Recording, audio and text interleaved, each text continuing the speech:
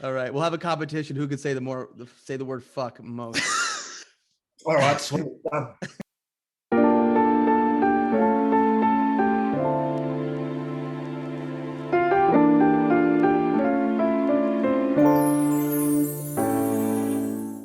All right, everybody, welcome back to Here for the Truth. This is episode 9, and this is an episode that I've been looking forward to. We have Grant Eagles in the house.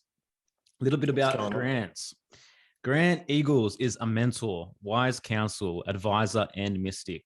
Since stepping forth from his vision quest of the thousands shades of grey and the crossroads, he has devoted his time to sharing his perspective on current events, modern day mysticism, philosophy, empowered action, and self-mastery as we individually action our innate human potential in each perchance moment of now. He collaborates and co-creates with the revolutionaries of tomorrow, the conscious entrepreneurs, the social innovators, the way showers, and the storytellers of the dreaming landscapes of paths once walked and the journeys that are imagined ahead. Grant, welcome to Here for the Truth, brother. Going on, legends. How are we? Very good, man. We're just living that legend life, man. You know how to do it. Yeah, representing, man. Yeah, exactly. That's what a it. time for it as well. Quickly, Grant's someone that I would consider certainly a mentor and has helped me on a couple of occasions to go a little bit deeper with some things that, you know what I mean, were out of my vision at the time. Grant's been on dropping some Facebook lives for the past year and a half in the midst of the chaos and has been a consistent, grounded, and strong voice through it all. You mean helping keeping those listeners centered and grounded, empowered, and able to position themselves accordingly. So, man, just want to really thank you for that and shout out the work that you have done and have been doing for the community and in service. So, thank you. Thanks, bro.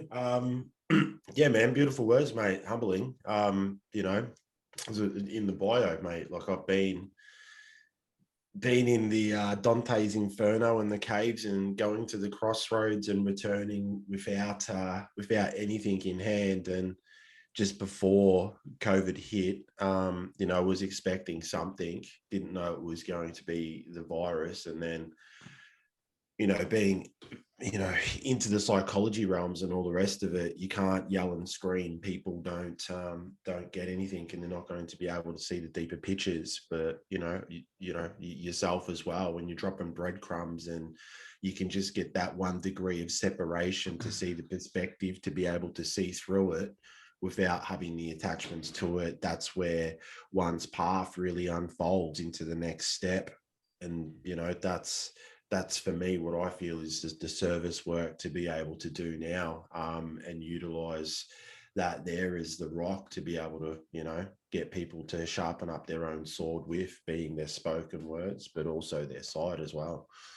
Definitely, man, because it's so easy to get lost in the chaos and in the psychic driving that is continual. And this is on both sides of the coin, whether you understand the truth of the matter or not. It's drawing you in on some level, right? So how do you step beyond that and see the bigger picture? But before we get to that, man, I'd love to know your story, your journey, where it starts.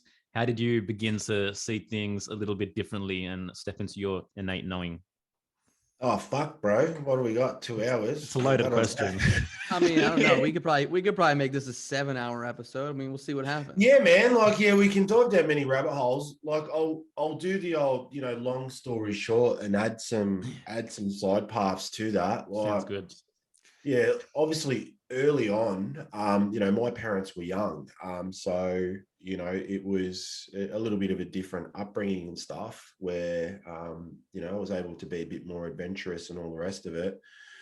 Then I got to high school, and yeah, that was a shit show. Like I spent more time in the corridor than what I did in class and all the rest of that stuff. Yep. Yeah. And, you know, sport was still a huge part of my life then. And, you know, go through the ups and downs. You know, I become an everyday dope smoker by the time I was like 16 and all the rest of that. But suppose at school, I was a terrible student, but, like many of us, had deeper questions about things.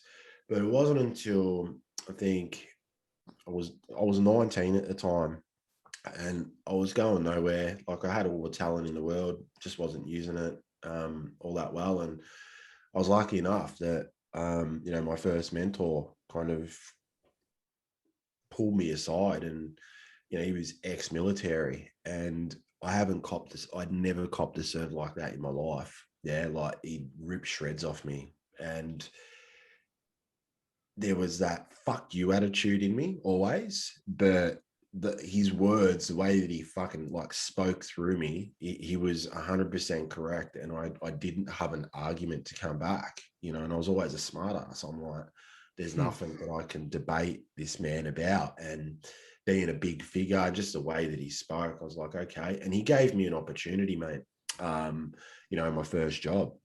And that's where it kind of all started to click into place. Like, yeah, I was still getting out on the gear and all the rest of that. But from there, by the time I was 20, I think 25, obviously changed jobs. I was managing a national business unit and a whole bunch of other stuff. And then I really went deep into personal development. Like, I would have dropped easy, over 100K, done all the Robbins things and all the rest of that type of stuff.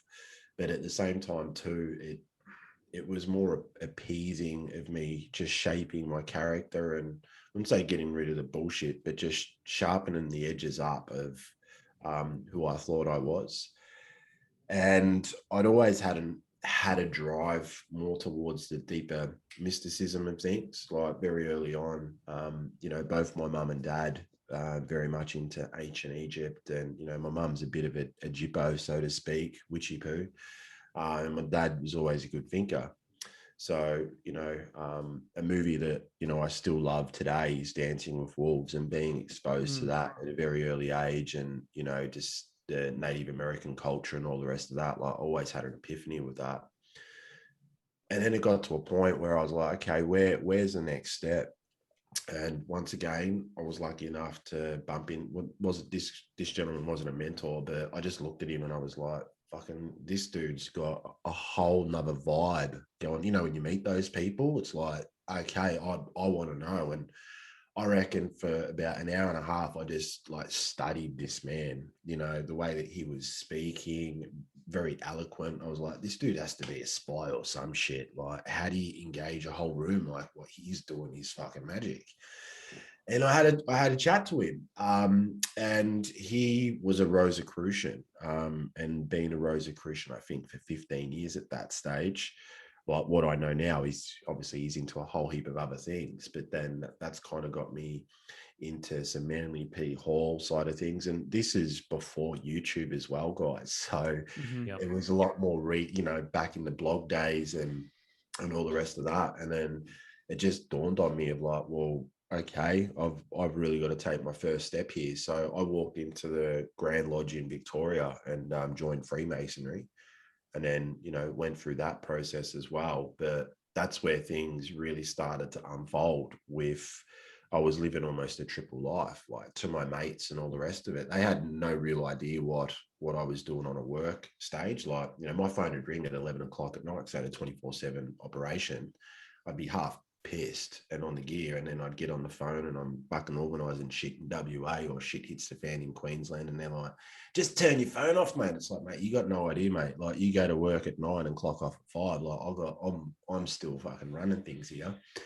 And then on the other side of things, meeting with some Masonic brothers, and even Dow Holy House people, and then I joined the Rosicrucians as well. And so they all knew me, and I had all of these different characters. And then it got to a point where I was a workaholic, and then I was in the Sydney Qantas Lounge, and I was hungover like fuck, like bad. And I just wanted to get home. And then I walked into the Qantas Club, and there was, once again, like, I know his name, I won't give him away, a merchant banker.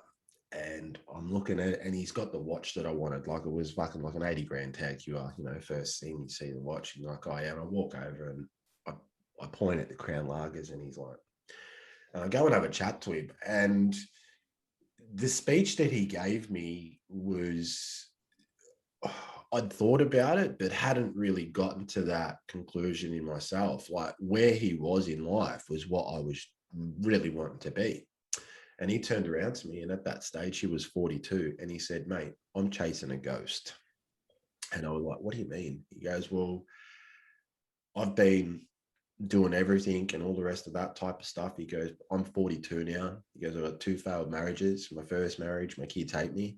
He goes, "They only, want to communicate with me when they need new flash things. My marriage that I'm in now isn't all that great either. And I've gone too far into this and created a monster, so to speak. Like I can't just stop what I'm doing and change, because it's just, my parents rely on me. Like, with money comes extra responsibilities and all the rest of it." And then that's when I dropped the question to him. I'm like, "Well, if you could, man, what is it would you do?" And he turned around to me, he goes, "Mate, to be honest with you," he goes, "I'd fuck off to India and hop in a opium den for about 2 months." And I was like, "Well, you've been on the hammer before, mate?" He goes, "No, dude." He goes, I need to go and fucking confront the demons. Like I've created a lot, and I've separated from who I originally was when I started this journey." He goes, "And that's why I'm saying to you, I'm chasing a ghost." And I was like, "All right." And then funny enough, I think it was about a month after that, boom, I just started having this fucking recurring dream. And by this stage, I was a master mason. This room that you're in now, I started to transform into a bit of a meditation place and all the rest of that stuff. That's what I mean, living this double life. But this same dream kept on appearing. Yeah, like the exact same. It wasn't every night. It was maybe like once a fortnight at the start, but it was the same places, the same things, the same, let's say, beings in it. Mm-hmm. And then it just got to a point where I was looking at my reality, and it was like I was playing Grand Theft Auto.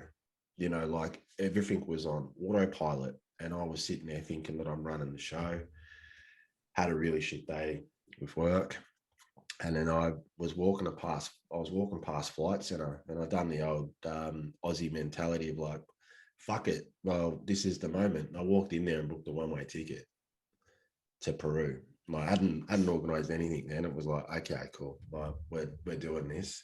Everyone thought I lost my mind. They're like, "Fucking what?" I'm like, "Yeah, I'm done." And they're like, "Dude, like the money I was on, the status that I'd got and all the rest of that type of stuff." And it wasn't that I wasn't happy. It just, I'd got to that point where I was 26 at that stage, and I was looking at my so-called list of achievements, and none of them really were there as like ticking a box of anything. The ones that were pulling more out of me was the unknown, the mystery of things. And then I started to be really consumed by that. And then once I booked that ticket, that's when old Madre Ayahuasca decided to appear to me once again in a dream and was like, "Come." I'm like, "All right, sweet, let's do this." So I booked the ayahuasca retreat. What year was this? I'm curious. This was in the beginning of 2012. Okay. All right. I went to Peru in 2008 and 2009, so I was curious what the timeline was.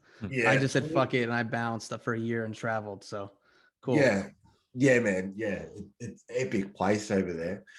So yeah, organized the retreat, and then I didn't know what was really in store for me. I was fucking not even prepared, really. I thought I was, being that age, you'd have a little bit of a, bravado ego. But my thing was I was going to go over there and have my last hurrah on drugs. That was going to be my last hurrah, and I did. And yeah, that turned. How I didn't end up dead is beyond me. Like, over there when you're getting coke chalk sticks for like fucking 40 US, and I was cashed up too. So I was like, "How many you got?" And Spoke pulls out 10. I'm like, "Yeah, fucking no dramas, mate. Like we're on."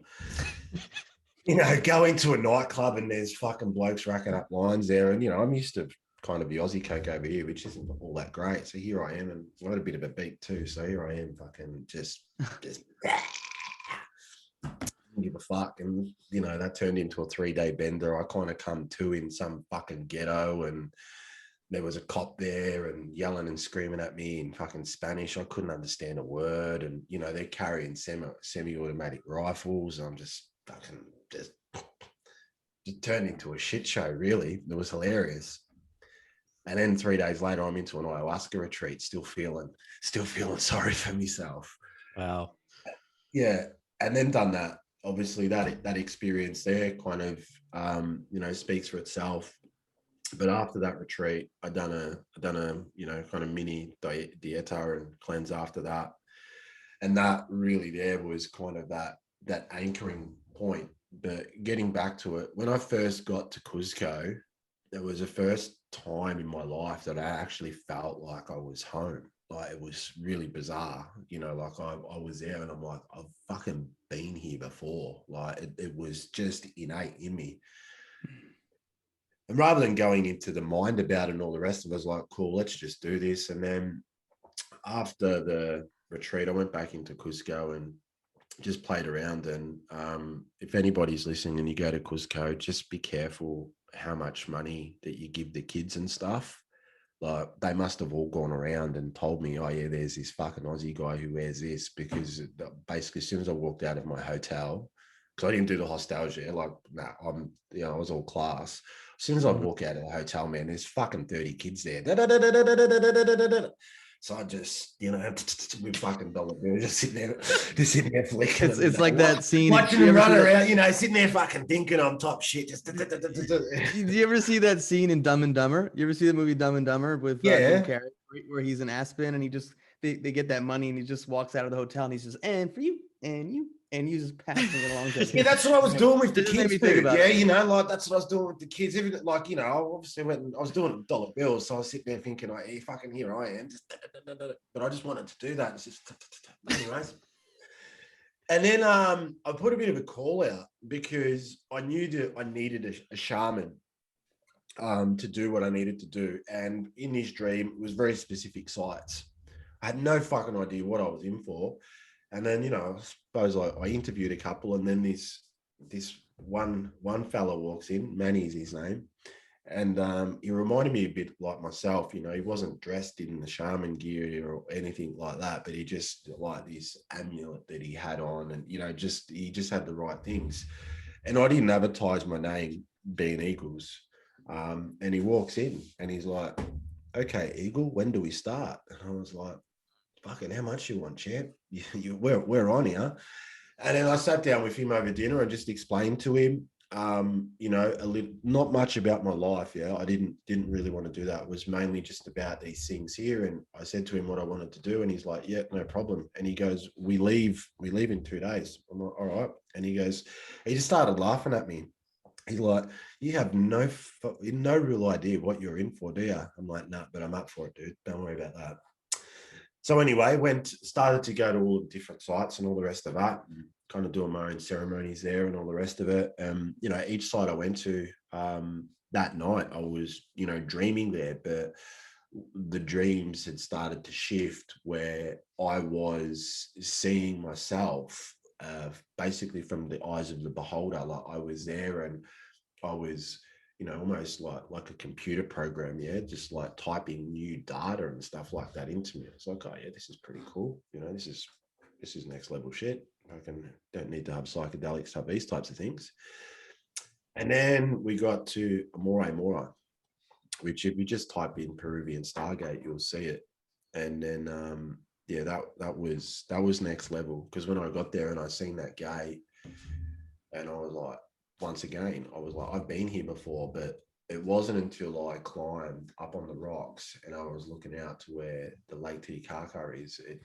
I started to get really giddy and dizzy. You know, I had to fucking just lie down for like 5 minutes, and I'm up there on this rock and I started shaking. I'm like, fucking, this bloke doesn't know where I am. Like, fucking, am I having, you know, what's going on here? The fear started to come in, and, you know, obviously my drug days had been able to work through that. So I did. when I was able to look out to Lake Titicaca, I was like, fuck, there's a whole heap of other things that are going on here that are well outside my periphery of even understanding. And then I heard this voice, had no idea what the language was. And I'm like, okay, cool.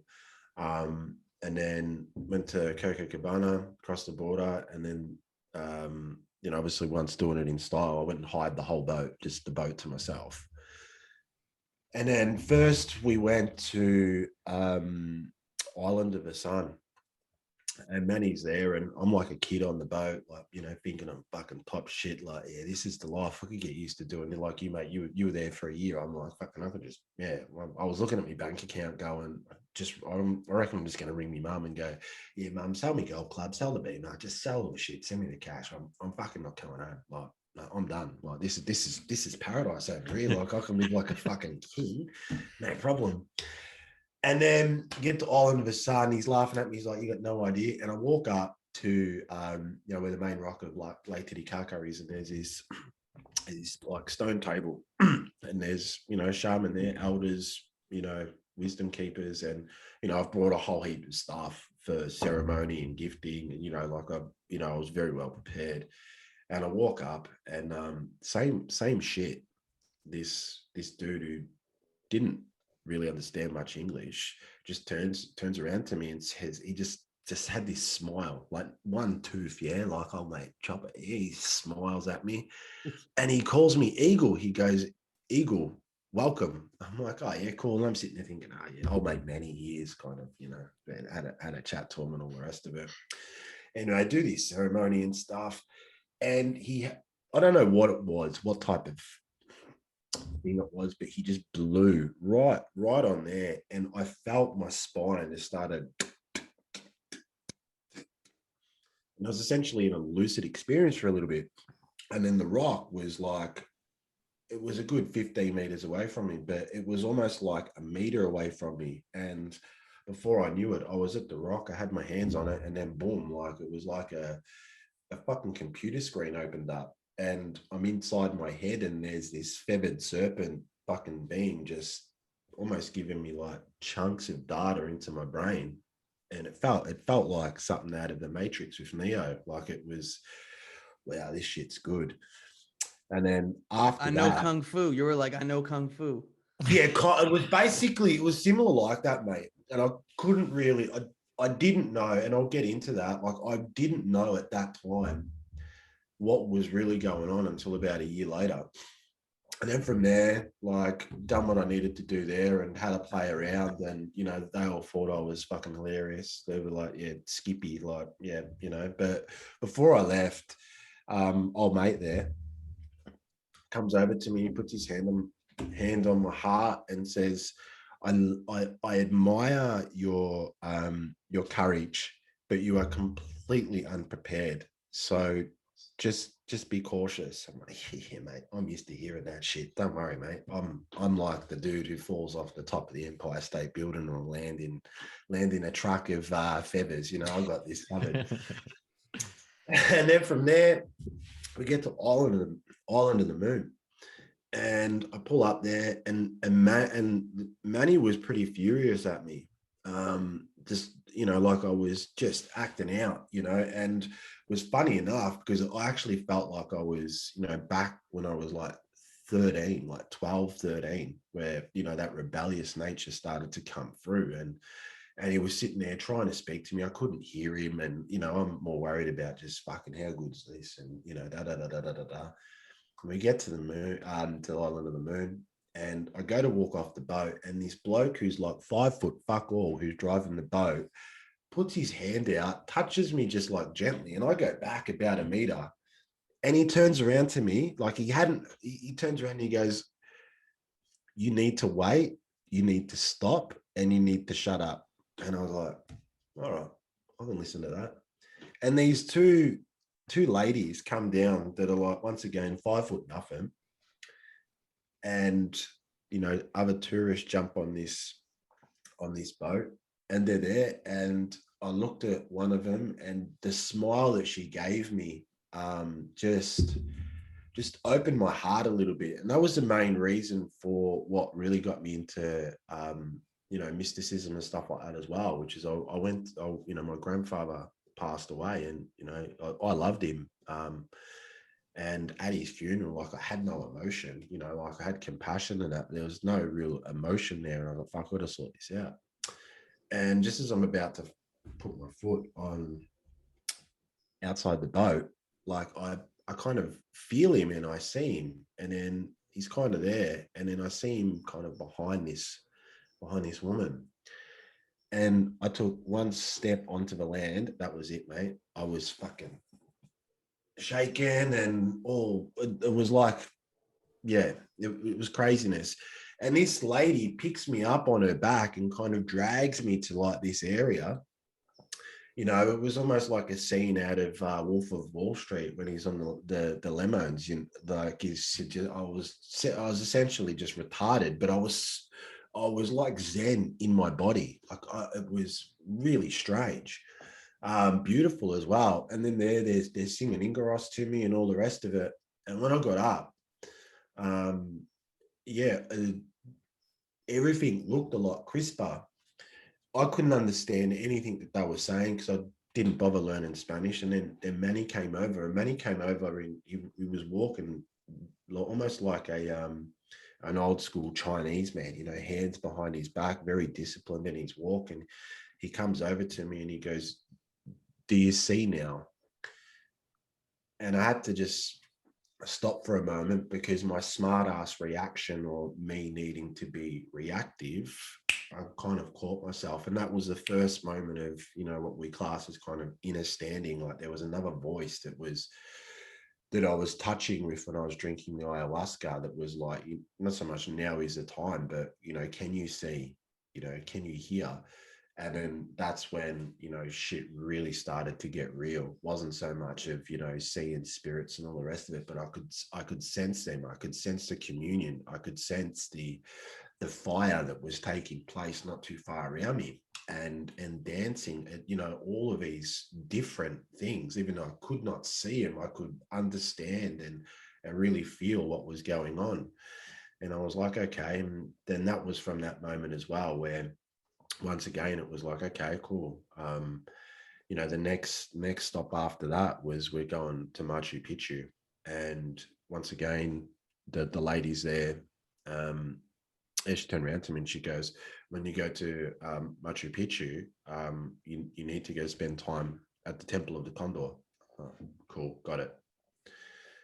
So I get to Machu Picchu, do all the things, and here we go again in fucking Grant stories. Is you pay for a ticket. I paid for a ticket, went up there. I walked around, sat at the Temple of Condor and all the rest of it. And there was just something missing. Like, I hadn't done something that I was supposed to do to activate things or whatever like that. And I go back down to the town, because I decided to stay there for a week. And then there's this local dude, and I just see him, and he's, and he looks tired. And I'm like, "Mate, you want a drink or something to eat?" And he's like, "Yeah, I love one." I'm like, "Cool," sit down. And he tells me about this kind of jungle path to climb up the side of the mountain and all the rest of it. I'm like, fuck, I'm in for an Indiana Jones expedition. Like, here I am trying to write down these things and all the rest of it. Once again, completely unprepared. I'm up in the morning. Yep, no problem. Well, where's Manny? I don't know where he's gone. So here I am. I'm like, all right, cool, whatever. And then I decide to go on this fucking jungle path. And here I am climbing, fucking through this river that's fucking flowing. I'm like, fucking, and I'll climb up half this mountain. I look down and I'm like, no one knows where I am. Like, it's like, if I fuck up here, it's game over. And then it's like, yeah, whatever. Like, anyway, I get up there. And funny enough, here's Manny sitting at the fucking Temple of the Condor, just looking over, and he's like, "Oh, glad you could make it this afternoon." And I'm like, "What? No shit, dude. Yeah, no shit." And that's when my mind started to, like, hang on, there's a whole fucking other thing going on here of what's going on. And there was that part of me that's like, how did you know? And all the rest of it. It's like, no, he knew and you knew, and that's it. And I just sat there at this Temple of the Condor, and it was bizarre because there was lots of tourists and stuff like that around. It's like they couldn't see me. Like I was actually sitting on the rock, and the people who walk around Machu Picchu, they kept on coming over to me, "Oh, you can't sit on that rock." And I'm like, well, it needs to happen. So unless you want to like just pick me up and take me out, I'm not kind of moving. I'm not doing anything here. So yeah, that was really bizarre. And it wasn't until later on, like probably about a year later, that everything kind of come to. You know, and I missed a part out there where I was in Bolivia. You usually like this story in Bolivia at Tiwanaku, and there's a sun gate there. And I'm there, and I've got my backpacks full of fucking, you know, all the gear. Once again, all the gear, no idea, you know, like yeah, here I am, my fucking Aussie gringo.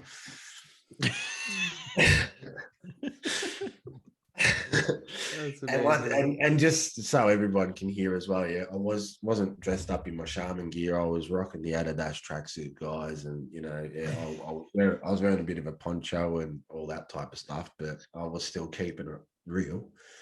And there's this like kind of square spot where you could see that they do ceremony in that, and I'm at this gate, and I'm looking at the gate, and I could see this mirage at the gate, and then it's like I got to walk through this fucking thing.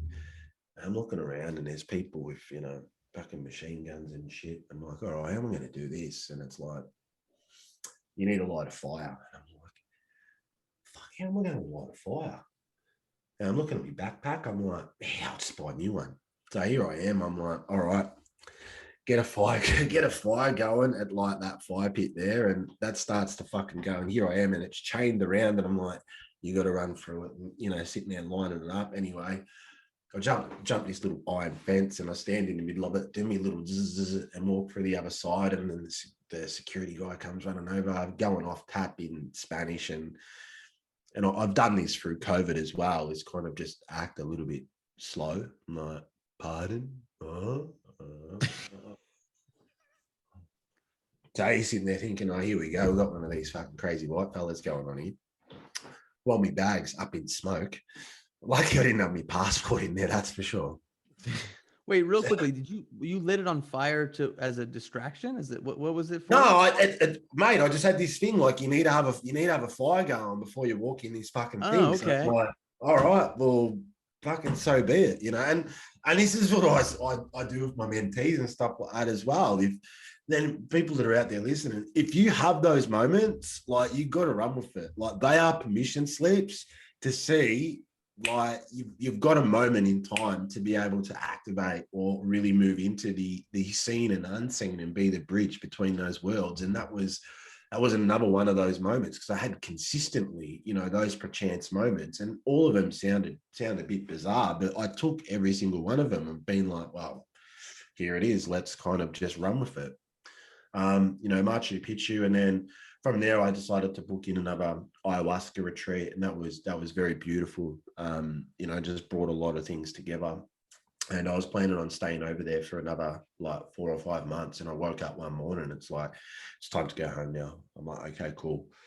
You know, send my goodbyes, and you know, a lot of love, and yeah, I come home, and yeah, it was breathtaking. But then that's what really started to uncover, which is probably, you know, the most crazy part of the story, which was I kind of gave myself 6 months. I was like, look, let's like go full ball into this for 6 months. Yeah. Like I didn't want to read the kind of new cages about astral projection and like all the rest of that stuff. I was like, you know, I'd done the work with masonry and with the rosies and all the rest of that. So, you know, I knew the foundations and the practical application from the mentalism and the lower kingdom and the middle kingdom, getting those things right to be able to have those types of experiences. And with what I'd just been through in Peru, I knew that was almost like an email I'd sent in the past to kind of call myself there, you know. I was like, okay, 6 months, no problem. So this room that we're in now, you know, I turned this into a full temple space, and what turned out to be, oh yeah, let's do this for 6 months, essentially was, you know, right up until like, you know, the back end of 2011, really. Like I went to the depths of absolutely every possibility that you can fathom. And my process was ticking the box 99 times for the ways that didn't work to discover that one way that works for me, you know, to really bring forth that innate, which was rather frustrating, but it was the path that unfolded for me that gave me the practical tools of understanding to be where I am today. And it was in 20, the back end of 2013. I'll touch on this a little bit because I don't want it to sound too fucking out there. But I was in here and it got to a point where I was like, look, I'm not moving because shit was just getting crazy. Like I had information coming to me that no one was really talking about. And, you know, I was fucking out there. And I was like, I need to make sense of this real quick. So I got a shutter installed in here so I can turn the shutter and turn this room into pitch black. Grabbed 20 liters of water and was like, I'm not fucking moving. That's it. This is it. If I like fucking fall over and croaky, that's it. There's way too much things going on. So I'm in here after about 2 hours. Oh yeah, let's light some incense. Nah, incense out. So, you know, within the space of about 5 hours, everything that was in the room ended up in the hallway because it was just distractions. I even moved the water out because there was that part of me like, oh, let's just get water. I'm like, fuck. Then I just sat there and went through the depths of absolute fucking hell. Like the silence is deafening when you put yourself into those things. I know Aubrey Marcus has spoken about it recently in relation to the dark retreat. Like that's what I did. And it was that's what I was going to ask you, if you did like your own dark room. I did. One of my teachers had done the dark room over at Montauk Chia's place in Chiang Mai. I've never done it before though, so I'm curious. It's intense, dude. It's intense. Yeah, because it was on day 2, halfway through day 2. Then that's when shit started to get real. That's when my sight just went pop, and it was like I've broken bones before, and that's what it felt. That's what it sounded like and felt like. It felt like my fucking head just went, and then all of a sudden I was essentially in, you say, almost like an ayahuasca visionary state, but I was able to see the unseen. And it got crazy. You know, my body went into paralysis and, you know, many other things. And those places, you know, a lot of people out there you see at the moment are like, oh, I want to turn on my third eye. And it's like, there's a whole heap of other work that needs to be done, because if that happens and you don't know how to like get through the paralysis or those types of things, you're going to end up in a psych ward. You know, literally that is what is going to happen. So I went through that, and then that's when I got to meet a future aspect of myself that appeared to me like I'm speaking to you guys in this room, in the corner of the room. And he spoke to me exactly how I kind of is speaking to you guys now, still the shits and fucks and all the rest of that type of stuff. And kind of just, I wouldn't say relayed information, but for me, it's never really been about that. It was just some really interesting breadcrumbs to consider. And then I think I walked out, it was almost on a week. And it took me about 3 days of just like slowly integrating again. And funny story, just for the people out there that do this, I went to the post office and I got all of these people looking at me. I'm like, what the fuck are these cunts looking at me for, you know? Here I am, I've got fucking Moldavite taped to me head, you know, like big chunk of Moldavites taped to me head. I've got fucking amethyst taped underneath me ear, and here I am, you know, I just forgotten all about it. It's fucking epic. So that's what I mean, you know, and there are these moments that sound really bizarre and crazy, but they were those perchance moments that presented themselves of craziness, of like, well, I'm not even going to try and define meaning of it. There's something else going on here with that, you know.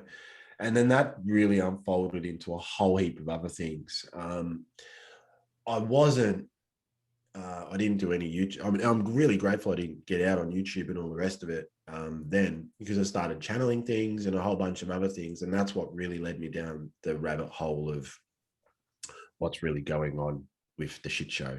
Yeah. Okay. Cool. Right there. But real quickly, I'm curious because just some people watching, you kind of, we're just throwing out Freemasonry and Rosicrucians and Yeah. there's a lot of people that might not know that. Like, first of all, why would a person like yourself at that point in your life be like, I want to be a Freemason or I want to hang out with Rosicrucians? Like, can you talk a little bit about that and what that is and what did you get out of that? Sure. And Yeah, man. Yeah. I'd met a couple of Freemasons through work, through the job I was doing and all the rest of it. And they all had something there. Like there was a reverence of wouldn't say wisdom, but they had a very interesting way of looking at not just life, but reality and all the rest of that stuff. And the people who I was reading at the time all had stemmed from some type of, you can say, secret society, but more to do with, mystery school teachings. And once again, at that time, YouTube wasn't what it was today.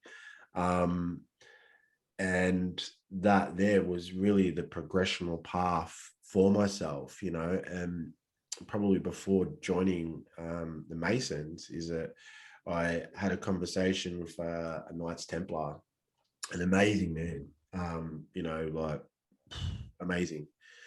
And he presented a very interesting synopsis to me, is that every man has a choice, whether they want to take the first step in actually building the structure that they came here to build.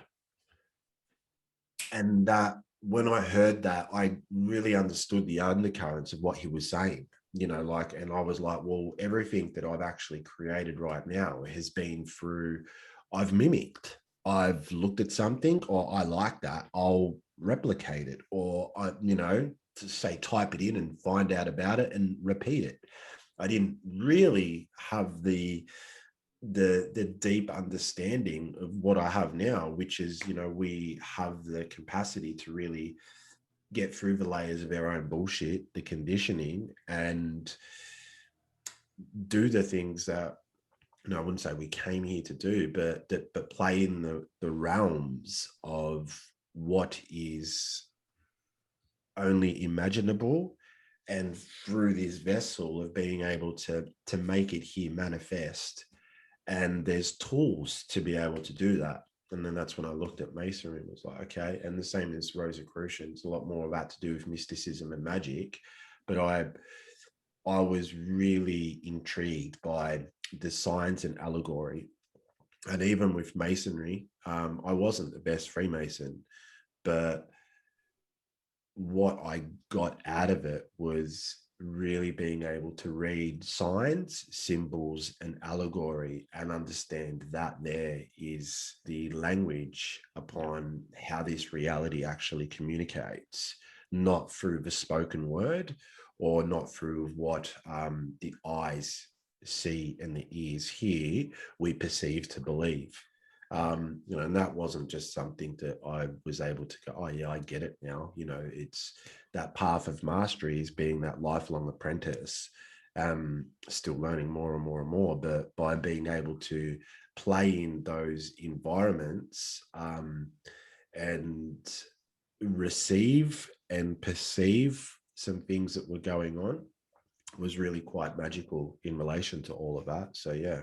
Well, that's the thing, right? Because we so easily correlate occults with evil or bad, right? Mm-hmm. But occult is just hidden. And it's that symbolic literacy which is lacking most, right? Because the way the surface culture appears is all designed to keep us in this left-brained consciousness, right? Of just data analysis, words and numbers, right? But beyond that, developing the symbolic literacy to actually open the right brain, which is really just the whole brain consciousness, and bring in your imagination and actually really understand what imagination is probably the most profound work, in my opinion. So yeah, just wanted to throw that in there. Absolutely, man. And, I'll just add a little bit to that because that's beautiful. We like, everyone likes to break down words, but imagination, magi, being a magician in my own nation, therefore reality. I am creating my reality through thy will.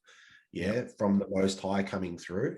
And we can see that as more service to others and being present in the now moment of, okay, and being able to play of like, do I drop a breadcrumb here? Do I just watch? What are these things? But we have a reality that has the psychic driving and the mind control, where a lot of people out there want to get into the occult because of power. They want to use thy will with the lower T and W of utilizing what they want, how they want to manipulate, and these types of things here.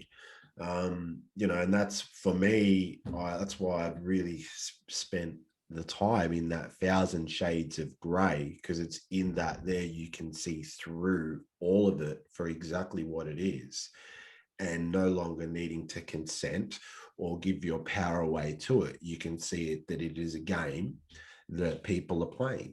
And is it actually a game that they're playing, or is it a game that they're perceiving they're playing with preconceived ideas upon who they actually think they are, without going through the path of selfhood and contemplating those bigger questions upon who is the original identity that has no name, that is in stasis, dreaming itself here across multiple different landscapes and the sands of time. Like, who is that? How do you tap into that?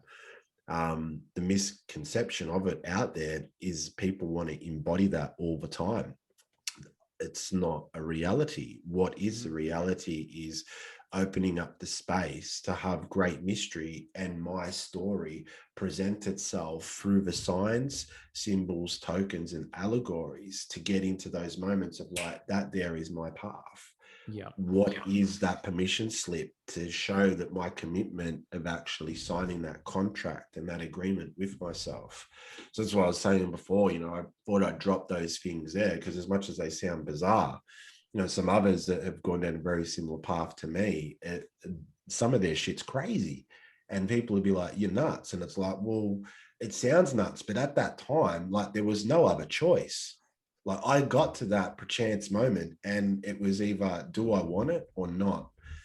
And then when you get later on down the line, you know that you're playing a big fucking cosmic joke with yourself. It's huge. That's the thing, man. There's always that underlying oceanic experience, which is really the substance of what this experience is.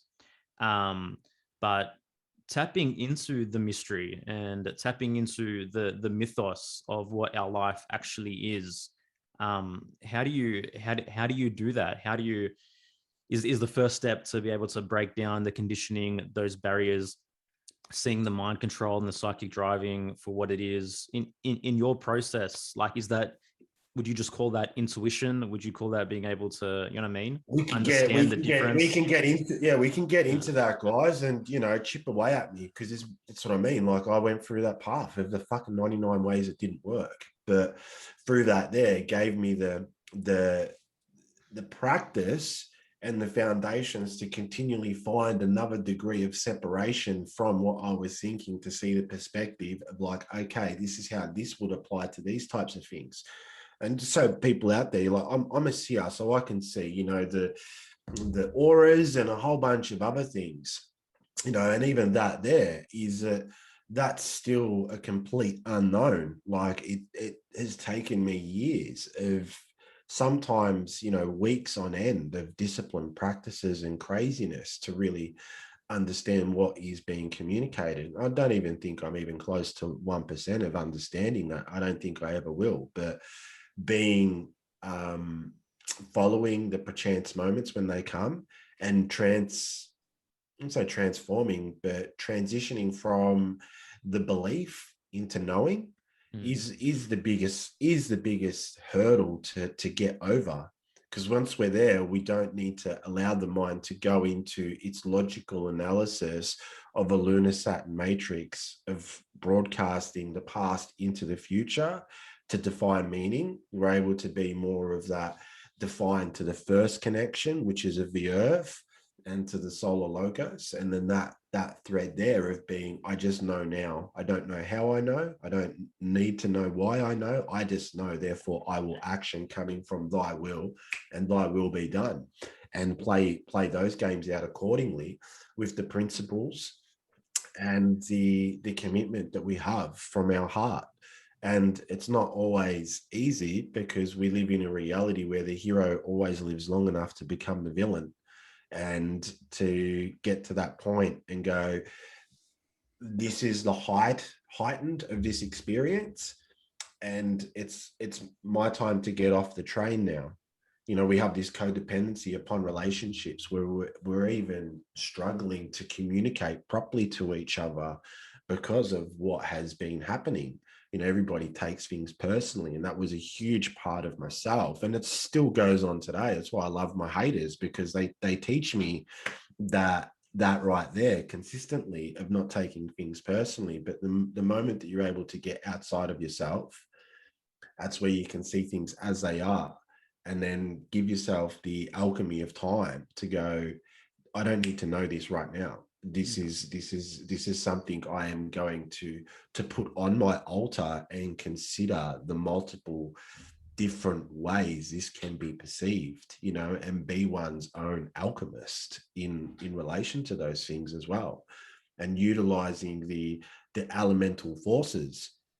The one thing I learned the hard way with as well, and I stress this a lot because I see this way too much, and I don't really do that work now, but I did that work for a few years. Like, I became the fucking healer's go-to person with all of the bad stuff, you know. Great learning curve, but seeing people reciting other people's word magic, other people's spells, you know, like people still playing with the Kabbalah and have no idea that there's a backside to the Kabbalah, you know, that leads into the fuckery is absolutely genius. And I don't think the Kabbalah's the most perverted system. Well, exactly right, you know, contemporary view of the Kabbalah, anyway. Exactly right, you know, and I played with that, and it wasn't until I got into it, but I wasn't in it to utilize it for power, and that's why I use the terminology, you know, going to the crossroads and coming back empty-handed. Yeah, like I would continually roll up to those crossroads and see those types of things, but that wasn't my MO. My MO was, well, I have this fucking thing inside of me that wants to see the depths of its genius and its application, and I would show up on the daily and have those, oh, do you want this? Do you want that? You know, not today, Satan kind of talk, and being able to go, that wasn't what I came here for. And that's what I mean, to be able to see the fuckery through its exploration. Sure, did I create some karmic shit shows? Absolutely. Did I know that was going to happen? I did, on an innate level. Did my personality want to just reject that, thinking that it knows more than what it does? You know, and they're the battles that we have with ourselves as well. So it's a fucking fun game when you're playing it with it like that, and utilizing that higher mind intelligence that we have, that has all of our wisdom and knowledge of the ancestral lineage that we are a part of, but also, you know, when you can get into some of the, you know, the galactic coding that we have within us that are turning on now, rather than going into galactic fantastic about it. It's like, well, that's here now as a trinket and that treasure chest for me to open. What are the keys to be able to open that? And it's never been locked. We're playing around with way too many, I want modality this, and we're still playing in the places of I want, rather than I know this already, and what do I need to do to be able to see through that other side. What do you think has been happening in the last 16 months? Like, what do you think? What's going on? Oh wow, where do we go with that one, mate? Plain and We're simple. Yeah, we're changing from a digital interface reality into a quantum. You hear the quantum all the rest of the time, but the AI biometrics side of things is ready to go. Now, if we want to go a little bit deeper into this, Well, how about this? Start by explaining what AI biometrics is. Okay, I'll step back one thing and then I'll get into that. Okay, Cool. we've lived in a reality where covens have been in control from very much backside technology and a whole bunch of other stuff. Grandparents are involved and many other things, but let's just deal with covens now. And it has been very much a magical reality where they've done ceremonies and created events to get us coerced and consented into performing their magical rituals, therefore being able to create the shit show that we're in. So as much as everybody's wanting to fight against it, they're actually still consenting and giving their energy away to it, that is feeding it, without coming back to the original question of it, is how many of those ceremonies have we actually participated in without ourselves knowing? And then people get upset, which is rightly so, but I didn't know. And it's like, yeah, well, we kind of did. You know, they broadcast through everywhere, through, you know, Hollywood, all the different signs and symbols and all the rest of that type of stuff. It's all there. But now that doesn't really work. So let's create the changeover years where we can make it into an AI, which gets into, you know, Red Queen and a few other bits and pieces in relation to that, like Starlink at the moment. Like Starlink's up and running. So that now gives every single person on the globe access to the internet. And when you understand what the VAX is about, it's an operating system. Okay. Yeah. And then when we hear the agendas of the transhuman side of things, and you have a look at the psychic driving that has been happening since, you know, before the Obama era, but particularly with that, with LGBTQ, that is the pathway for them to bring in the pedophilia, and many other different things like that. But we're in such a demoralized state socially, and community-wise, that nobody can really accept the ideological subversion that has been happening since the 60s. You know, what's that? Well, it's worked.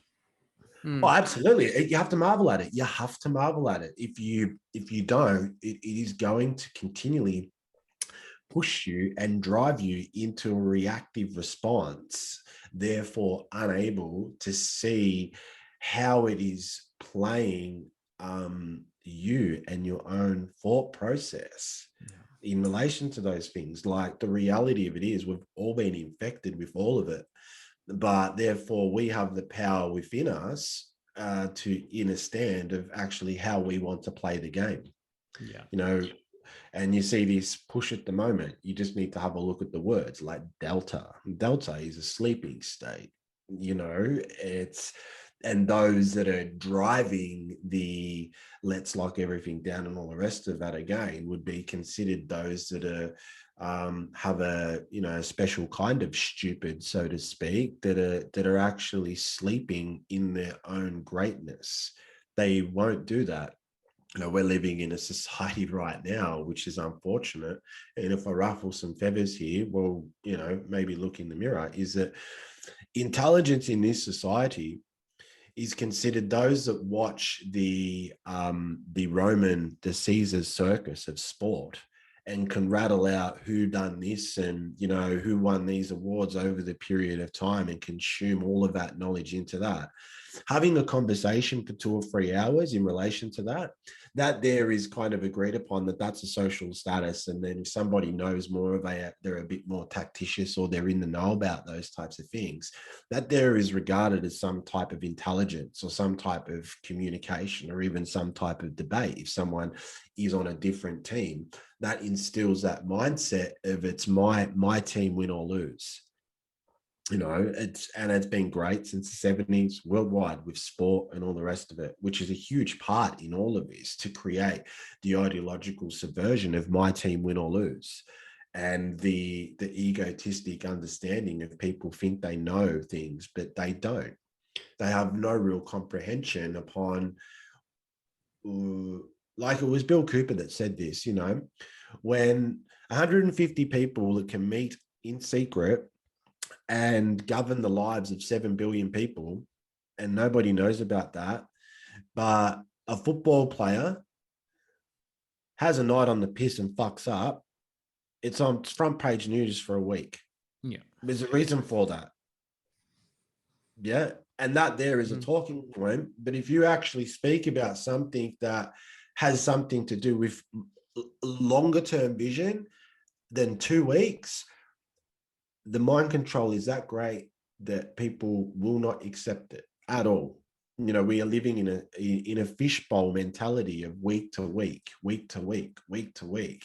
And we've been seeing that for the last 17 months. Like, it's been great. I've been marveled at the amount of people that have so-called, you know, woken up, which is brilliant. But there's nothing new being spoken about at all. We're in Groundhog Day with all of it. You know, when you get into the deeper layers of things, like, you know, I'm like the wealth of knowledge of someone like Michael Tazarian, yeah, and the Jordan Maxwell's and all the rest of that world. You just need to listen to those guys for 3 or 4 hours, and you got to stop for a moment and allow yourself to digest that, possibly over the next week. Yeah, nobody wants to listen to that. And that is how genius this psychic driving has created pseudo identities that we play into, that we actually think that are our own. Far fucking from it. And that's the hard part about this. Until you can actually look in the mirror and go, well, I need to accept that.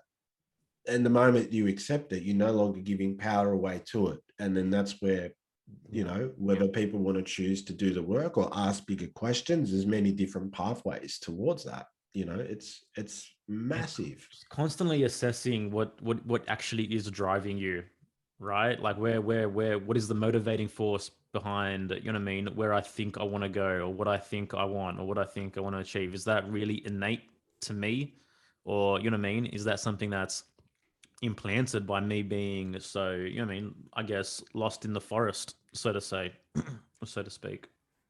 Absolutely, man. Absolutely. You know, when, like today, you know, I still have a lot of conversations with many different people and all the rest of it. Like, I love it.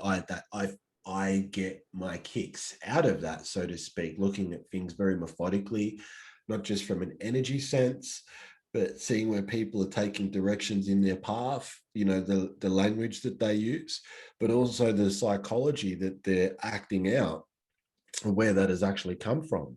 You know, what actually is that, which is fascinating, particularly at this time, because that really there is the landmark upon, well, where are we headed next? And where we're headed next is psychological fallout. You know, with all of that, it's fucking massive in its scale. But getting back to what you said, that there is the toughest work to be able to do at the moment, without having your inner bully and your inner critic want to fucking scold you and rip you apart. You know, it's in Carlos Castaneda's book. You know, we've been given our enemy's mind. Yep, the predator mind. Yeah, Exactly right. You know, we're a predator inside of ourselves, and when we're doing that, we're unable to, as what you're saying, we're unable to see what is further on down the line, and put things in place, whatever they are, to then be able to position accordingly, so that we are able to be a future version of ourselves that actually looks back and be proud of the tough decisions that we made. And the toughest decision is the first step. Like, that's always the hardest. You know, some would say it's the midway through the journey, but it's like the first part, the hardest part is the first step. You get that right, then the second step is not as hard, but it's almost there, which is, how committed are you to it? yeah, And then the next one is, how far do you want to go with the momentum that you're building? yeah. Well, it does certainly feel to me as though we have like an opportunity here. It feels like on a macro level, like things are being compressed, which are kind of forcing people it's a bit easier to see what the work is, and you mean what our shadow is, and what that next step is that we need to address, that we need to face, that we need to, you know what I mean, clear in the inner realms, to actually have that experience externally, of having that space to be able to, you know what I mean, be more authentic and be real. I know for me personally, I mean, I've done more shadow work the last year and Oh, a dude, half you've than I been have down my there with entire life. Dante, man. Yeah, you've been down there with Dante, bro. And, We've been having some full teas, bro. respect. Full respect, man. And the courage that takes to go down there with, like, and I use that reference with old mate Dante, like, it's not an easy thing to go down to the bellies of hell, and you walk into the bar and old mate Dante's there with that look, just that look of like, oh, here's a cup of your medicine today, mate. Yeah. And you got to drink it, and you got to look in that mirror, and you got to go, fuck, I know it. It's funny I know because until you know it, you think that it'll never catch up to you, right?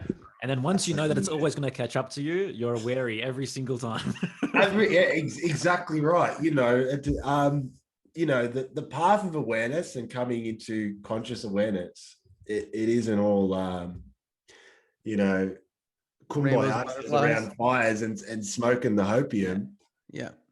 It you really have to be super vigilant and present in each perchance moment upon which way you're actually following yourself. Is it still from a free will capacity where you have the illusion of, I'm creating what I want because of what exactly? Or are you moving in that place of divine will and allowing the mystery and great spirit to give you the signs, tokens, and allegory to give you that moment of like, I need to just stop for a moment and recognize with what has just happened. Yeah, well, we've been on a hamster wheel for what is so being long. revealed to me. Yeah. Yeah, man, we've been on this hamster wheel for the longest time. You mean this structure that's been given to us, the highways that have been built for us. You know what I mean? The pre-carved paths, as Yerasimos and I have talked about before, that just lead in straight to the abyss. So yeah, man, that's the thing, dude. And you're just such a rich story that you shared with us earlier on. I love hearing the stories. I'm just sitting back. I'm just kicking back with my Here for the Truth mug. I'm like, I felt like I was having a Castaneda story. What happens in chapter 7, chapter 8, chapter 9? Look, maybe that, I'm happy to do that with you guys, where we can just go into from, 2012 right up until recent. I'll tell you now, I wrote a book 2 years ago about all of that. And this is what I mean too. Yeah. Like I wrote it. It was all there. I was quite chuffed with myself. Obviously it needed some editing and all the rest of it. But once again, woke up one morning and was like, it's got to go. And then I fucking burnt it. Wow. And I got so much respect for that, man. Yeah. But what that did, but that's what I mean. I was fighting with myself for 2 hours with that. Yeah, like the things that came up with it. But I was at that stage. Some would say I was a bit fucking delusional, but it was a very similar experience, which I didn't get onto before. When I got back from Peru, I had like fucking 20 grand worth of suits. Yeah. Yep. I went and grabbed all my suits in the fire mat.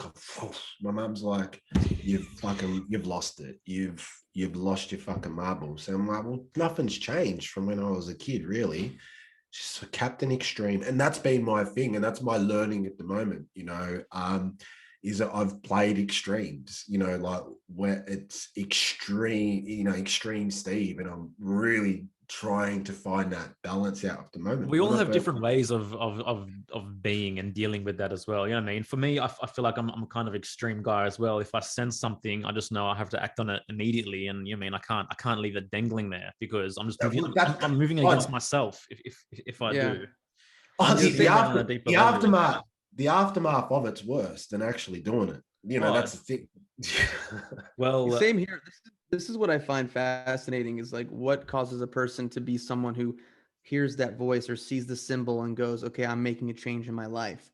Mm-hmm. Like you said, what was it, 2012 or whenever it was, you were like, fuck this, I'm out, I'm heading to Peru. Like, I remember when I left in 2008, I left my job to just travel around the world. I took my savings.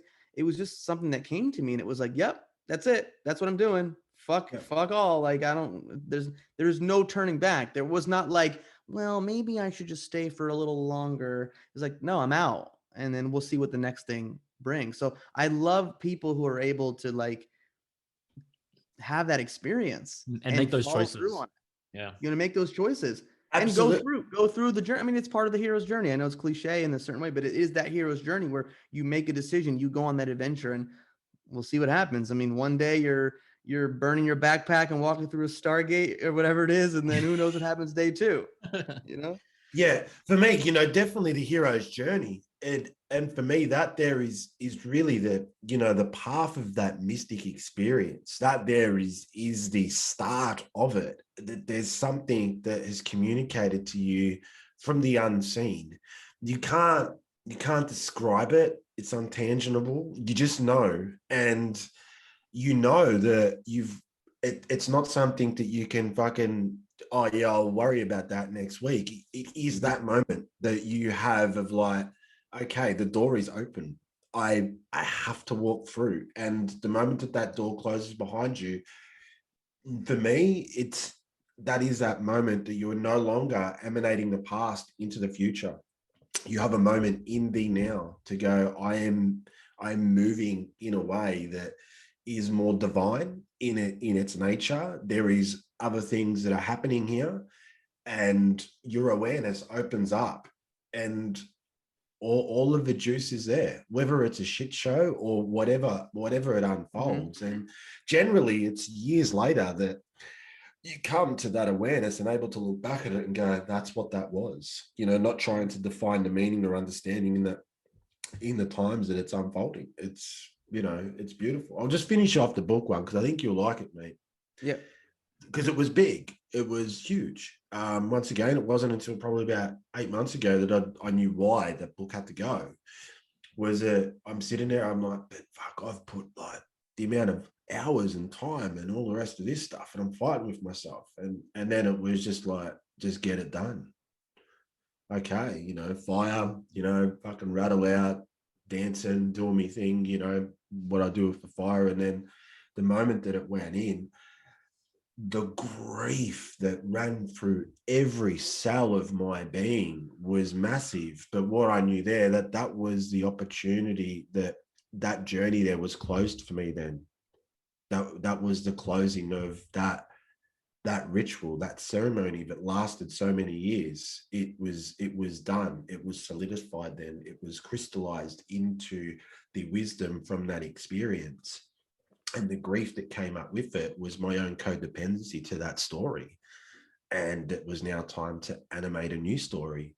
And I grieved that, and I see it gave me an opportunity to understand what grief was really about, which then brought me back to what my original question was at my grandfather's funeral, that I was there. I was sad that I wouldn't get to see him again, but I had no emotion in my heart. I wasn't really in that grieving state where there at that end of it. And that's what I mean. It wasn't until later on, it was like, wow, man, that start of that question to get to here and all of that shit in between, it's like, fuck, like, well, Well, that's the thing, right? It's so hard to let go of our story. Who's writing that script? That's the thing. We could sit there and contemplate on that for hours, but until it's actually lived and you've gone through it, the appreciation of who you are and the characters that you are becoming rather than the identities that you are forming, it's big shit, and that's why I love seeing those stories, like what you were just saying there, bro. Like, what is that there's, I could sit there for fucking the next 5 years around the fire, just listening to people's stories of like that and be mystified, just in bliss. Like, wow. Yeah. And what is it about the individual that listens to that inner wisdom, that voice, the voice from beyond, whatever, and then those that do not or don't even hear the voice? I'm just fascinated by that process, and whether that's something that goes back through many lifetimes. I don't know your views on that. If a person's soul is at a certain place, I'm just so curious. Like, what causes us to be having this conversation here, and then there's a bunch of people that are drinking a bunch of beers at the pub and talking about, who won the game. It's just, I don't know. It's fascinating to me. So I was one of those guys too, and it's Yeah, same here. And I still occasionally will talk about yeah, sports. same. But it's not what my life revolves around. It's not the only thing I'm doing. Yeah, it's and when you're in that as well, and that's what I mean. Like I'm my drug these days is the 1,000 shades of gray, like those many different perceptions, perspectives, the way that people are seeing things, like as much as it's the talk at the moment, or why won't the sheep wake up? But when you really look at it and you're like, yeah, they're consumed by fear, but it's like have they actually made any of their own decisions throughout their whole life?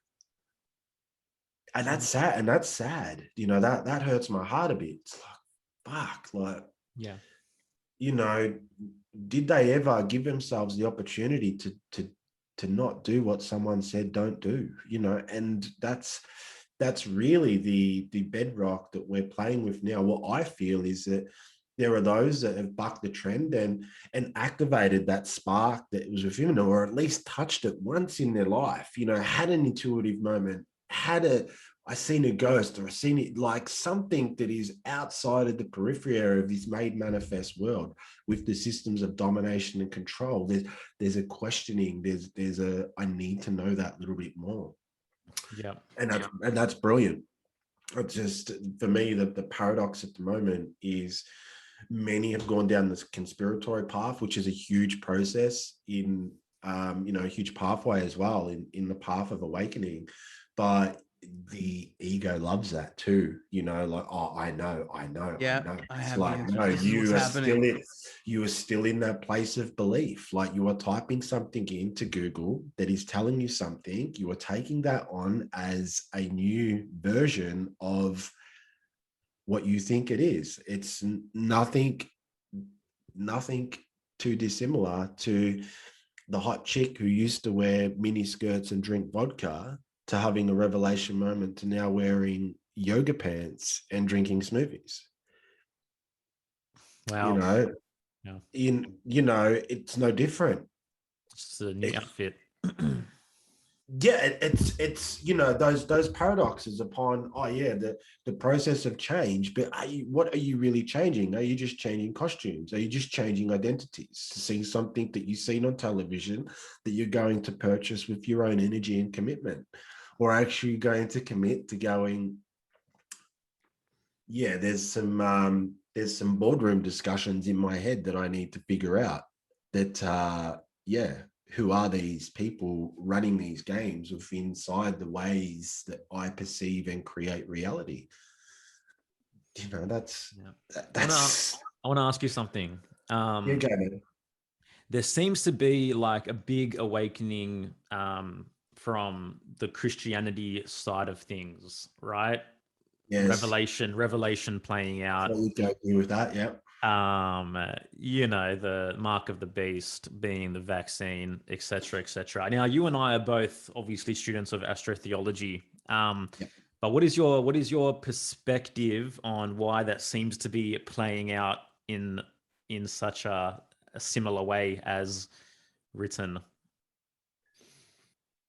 Because we have fanatical groups from the backside system that this is their script, and that there is their view of how to construct reality to play that out. Yeah. So from your perspective, would then revelation just be another method of psychic driving? It's the original mind control. The original, or not the original, but it's people, like a really good one is just type in Bible codes. Yeah, just with the Torah, Bible codes. And you will see that there are things in that you'll go, holy shit, how is it that within the Hebrew language, you can see things throughout history that are running in very specific patterns through the Torah?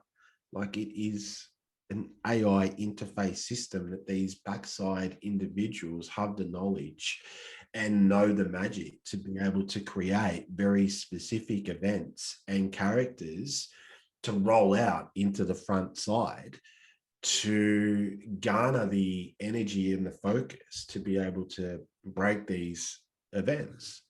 Yeah. You So know, it's just like, like it's like the bigger story, right? We're in a smaller story within a bigger story kind of thing, which we're kind of being coerced into playing out or into taking part in. absolutely. Like we're hearing at the moment, disclosure and alien stuff. Yeah. Well, yeah, blue beam. But for me, it's well, fucking roll out the second coming. Yeah, right. Mm. You reckon that's That coming? fits the script. That fits the script. Yeah. Like many folks that have awoken, they've jumped onto the Bible, which is great. It's merely a book. You just need to have a look at Babylonian sun worship and what the Vatican has gone and done with the holy days and all the rest of that. Hello, it's all there for the astute student to have a look at. Yeah. We are playing out a game where history is repeating itself continually. It's the same cycles, the same characters, just different themes. I've got a quote here. Yeah, go for it, man. So the first one is by Madam Helena Blatsky. She says, the compilers of the Old Testament knew well that the language of the initiates in the days of Moses was identical with that of the Egyptian hierophants. And the second quote is, there is nothing holy about the Bible, nor is it the word of God. It was not written by God-inspired saints, but by power-seeking priests. Who but priests consider sin the paramount issue? Who but priests write volumes of religious rites and rituals? No one, but for these priestly scribes, sin and rituals were imperatives. Their purpose was to found an awe-inspiring religion. By this intellectual tyranny, they sought to gain control, and they achieved it. By 400 BC, they were the masters of ancient Israel. For such a great project, they needed a theme, a framework, and this they found in the creation law of more knowledgeable races. This they commandeered and perverted, the natural to the supernatural, the truth to error. The Bible is, we assert, but priest perverted cosmology. And that's by Lloyd Graham, Myths and Deceptions of the Bible. Perfect. That's the reality of it. You know, we are witnessing at the moment Black Sun groups, dragon families, covens, and all the rest of it jostling for their right to create the next thing that gives them the so-called right, RITE, to claim dominion of the next thing, but haven't been able to get what they've needed to do in relation to all of those things. You know, like I said months ago, you know, this period between March and August is going to be very interesting because we're outside of time. You're seeing more and more of the biblical stuff kind of play out. It's like, well, you know, you've got Black Sun groups and all the rest of this stuff that are orchestrating events. And you've got priests and so-called the new prophets that are continually sitting there, you know, giving sermons of spelt words into those that continually give their authority over to other people to tell them how to think from that perspective. And that if anything is outside of that, it is evil and bad. You know, I've had over the years, I've had many conversations with born again Christians and all the rest of it. You know, for me, I'd be a bit of a smart ass with it. You know, I don't be, argumentative, but I do be a smart ass. I do say, open up the Bible, go to Genesis 1:26. Can you read that out aloud to me? When it says, let us make man in our image, like our likeness, and what God is the one who wrote this book, and yet in Genesis 1:26 it clearly states our, you know, the God that you are saying that has written this book has to do with Anu, period, you know, Marduk, period, you know, Enlil, period, Enki, period, you know, and these types of characters, whether it's all true or So not. do you consider these characters as actual beings, or would they be a deeper form of astrotheology? All of it. Mm. You know, and you know this as well, man. You're a beautiful student. It's astrotheology that governs this reality, not just this reality, but you know, it's the science. It is the true religion of the universe. You know, the energy of planets and the invocations of those energies that are instilled into that. But when we have a mind control device that has imprinted so much information into people's minds that they then broadcast subconsciously and all the rest of it, it is only symbols and the different slangs in words that are able to broadcast those signals, and have these priests that are able to utilize invocations and other magics to therefore create those perchance moments of opportunity that we've been talking about in this discussion, that they see their opening of, you know, you just need to have a look at the Iraq War and look at that of astrotheology, you know, shock and awe when the first bomb hit, what that was actually going on with astrotheology. I think I'd have to have a look at it, but I think it was for Nimrod. Wow.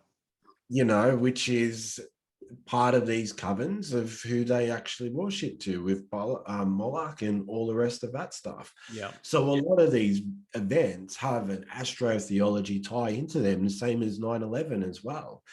You can go throughout history and see all of that, all of it, you know, and you're like, okay. And even the Bible is, you know, with Revelations, you know, for the initiate of astrotheology, it is an astrotheology script that if you know that and understand some backside systems, you're going to look, well, this actually looks like a script for the future for certain priests to continually go down the line and see a script of what they actually need to insert and what they need to play with. Yeah. And that's the thing with Luciferians as well, is, you know, I've sat down there, and I'll say this now, I've sat and I've had conversations with Satanists, and I've had conversations with Luciferian. The Satanists I've sat with, I didn't even want to know if they were into the kid stuff or anything like that. For me, I wanted to sit there and gather how their mind work, like where is their genius in all the rest of that. I always found it fascinating with the Luciferians because they really live in that thousand shades of grey. Do I agree with the way that they go about it?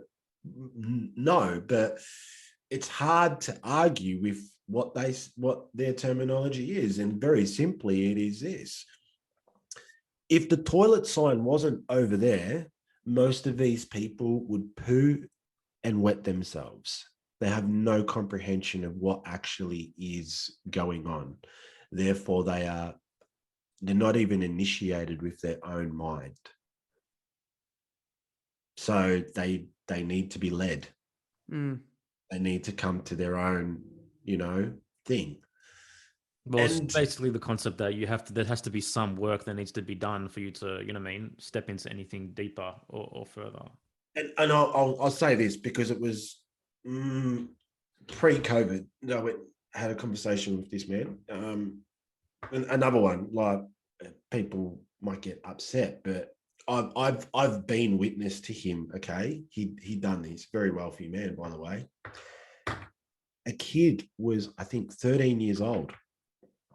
Had George Orwell's book. He wrote him a $5,000 check. Just gave it to him. Love that. Go buy some more books, son, he says.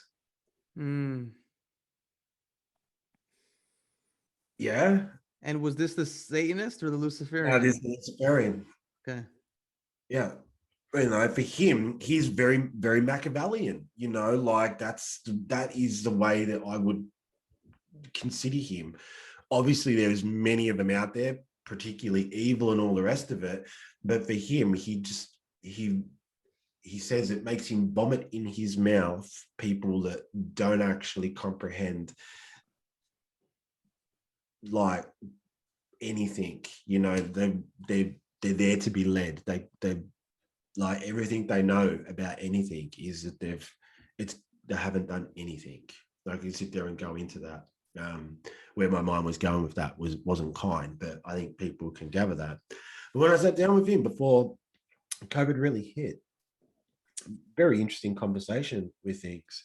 And that's where, once again, my reactive nature of things wanted to jump out and debate, but I had to listen. And I'm like,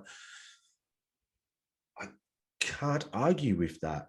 And his thing is because I was speaking to him about, I was like, look, I think some shit's going to go down and all the rest of it. He's like, oh, absolutely. Because, there's many things that need to play out. He goes, but it'll be those that play the game that'll be left alone. Meaning those that are led, those that follow the rules that will those that follow the script and stuff like that that go on, like they're essentially consenting and choosing to go and have that experience. But even now, as much as it looks all dire and all the rest of it, if you position yourself accordingly and play the game, there's always a pathway through. Yeah. And in their motto is that's to be respected. That in their thing, like there's an honoring of that. There is like, okay, you think you can, well played. I will respect you. I will welcome you to the game of chess and let's have a game. So when you say position accordingly, what do you mean by that? Okay, good question. And, I've been banging on this for about a year. We position accordingly. Like I see a lot of people at the moment in relation to rights, RIGHTS. And people are jumping up and down and all the rest of it. Yeah, I know my rights, all the rest of it. But they're still coming it from a place of anger. And we're in a system that has no remedy. Like there are no common law courts and all the rest of it. You can yell and scream and do whatever. Like you're still feeding the so-called beast, so to speak. But when you know them and be like, I will exercise them in the way that I go about my example, but also my rights is in RITES, what it is that I do to keep myself centered, how to keep myself clear, how to actually look at things without needing to respond, seeing them for what they are, and being able to see the game, and therefore me choosing through my tactical analysis on my strategy, which way I'm going to play, which is the path of least resistance, and which battles do I want to choose to get involved in? Because everybody at the moment wants to go and fight 20 battles at one time. You're never going to win anything. You're just going to be depleted. And when that time comes for your perchance moment, you're not going to see it. You're too invested into the Game of Thrones that's going on. Yeah. So with position accordingly, what is it that you're doing in, like, how are you eating? How, or just the very simple things that give the temple of Hugh, being this body, the resonance to be able to house more and more of the different parts and pieces of yourself that exist throughout time.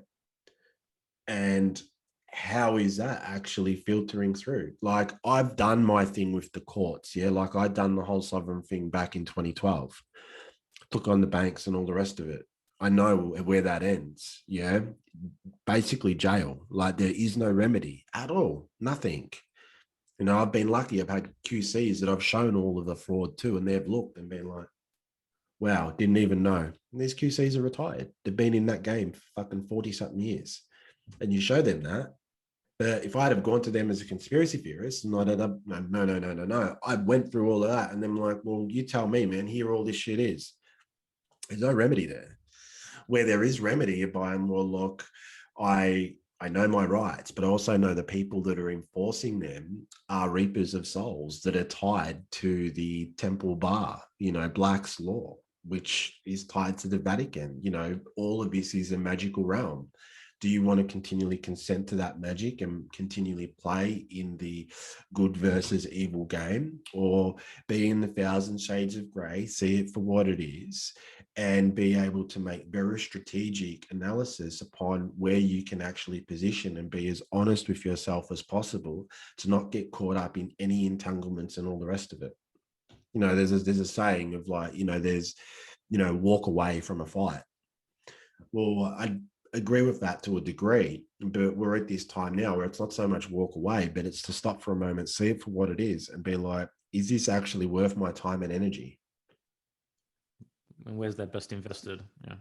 Exactly right. You know, like it's at that time now where Definitely feel more it, and man. more I and more definitely are feel going it. to be Yeah. consumed by the repeated word spell of the marketplace, and be led by many different things. Like a synopsis that I'll give you now, which is happening all over the world, is the so-called thing of bug outs. Had a conversation a week and a half ago. Someone rang me like, "Oh, you you want to be a part of this community or whatnot?" I'm like, "Okay, well, tell me the skills that you guys have." Crickets, mate. Yeah. I'm like, so you're gonna have what, 30 people there? Who's the hunter? You know, who knows how to do these types of things? No one did. So good luck with that. I Oh, know you where said bug outs? Is that the term you yeah, use? people are like, oh, let's go to bug outs and Oh, let's buy a piece of let's land and start some yeah, community kind of thing. Yeah. yeah. Most of the people that are doing that, awesome. You know, like I know I've tried a couple of times. I still have some work to do to be able to survive more than fucking 4 days in nature with nothing but a blade and a bow. But I know that if I had, say, two other people with me to feed them and all the rest of it, like that's some serious business. I know people that can do that, and they know, like, max, they're like, yeah, I could do it with 5 people tops. Like, to feed 5 people, and the personalities and, you know, all the rest of those types of things. The idea of, oh yeah, let's just have a fucking community of 20 people move into the same place, like, doesn't work. So what do you I'm like, see? show me a place in the world where that has worked. What do you see coming though? If they lock down the entire system with, you know what I mean, having to be vaxxed to participate in any part of it, to even be in the cities, to be even be connected to the grid, is there a breakaway civilization down the Absolutely. timeline? It's happening now. Yeah. Yeah. In what way? Because what I'm seeing is this like this, I don't know, what do you call it, bifurcation, like there's a path of people going one way, waking up a little bit more. Obviously there's different levels and gradations of to what degree they're waking up. Obviously some of the things you're speaking about now, for a lot of people it's just like WTF, you Yeah. know. But let's say people are like, hey, I'm not getting a fucking vaccine, like I'm not letting you know what's going on in my body, like you know, I don't want the government telling me what they're doing. There's some fucked up shit going on in the world, and there's people that are just like, I'm vaccinated and healthy. I'm doing the right thing. I'm such a good person. I don't want your grandma to die. Woohoo! You know what I mean? Like, what's gonna happen? Again, not that you have a crystal ball, but like, what do you think? Well, you can see. You don't need to have the crystal ball, you know, and being able to see that the breakaway civilization is actually having a look at things and going, do I actually need these systems that are being presented to me as a token? These systems of domination control are falling in on their own weight. You know, you're watching the last breaths of it fall apart. The trick of it is going to be what is going to replace it. You know, even from like the white hat side of things at the moment. Oh yes, quantum financial system, all the things. So it's just fucking one thing replacing the other. Like, who's in control of that? Oh, it's the white hats, really. Like, I'm down with all of that shit. Like, see those types of things. The breakaway is going to be those that grow their own food again and are not reliant upon any other system of authority other than themselves. Yeah, that have the resourcefulness and the intelligence to be able to look at things very methodically and go, okay, how I have a problem, I got to find a solution, rather than, oh, I've got a problem. Someone tell me what to do. I'm gonna yell and scream. You know, like we're at a place right now where we know this for a fact. Okay, system of domination control is falling apart. Okay, we're being told that there's new systems here and all the rest of it. I see a huge collapse with many different things, and there's many opportunities. Yeah, for those that will play out that, but there's still so many people that are yelling and screaming upon, we need to fix this. You cannot fix a fixed system that was always designed to do what it is doing. It has never had your interest at heart. Everything is reversed and everything is inverted in it. So therefore, having the thinking that you want to try and fix it, or you want to try and expose it and all the rest of it, you are giving your energy away once again to breaking down something. And that system, with its reverses and its inversions, I loves that. Just loves it. Let's keep bringing it in, because then the magicians with their words can just keep on spinning it against, like what's going on at the moment, with all the censorship and all the, and just antagonize and gaslight. And it's just this cycle of feeding. And then you've got others that are on this side now that are looking at it and going, well, I don't need any of that anymore. Do I need Woolworths? Do I need all of these things? No. And come back to actually being, I wouldn't say simple, but what is it do I need? What are my passions? What are my experiences? What are the adventures that I would like to go on? More touching in with the innate, coming back to the simplicity of sitting around a fire and communicating with that portal that transcends times and space, which is the first shaman. You know, how do I go about that? Which is more of the first connection, which is with the earth, being with her, being this here, which is what we are made of, is her. You know, how do we do those types of things?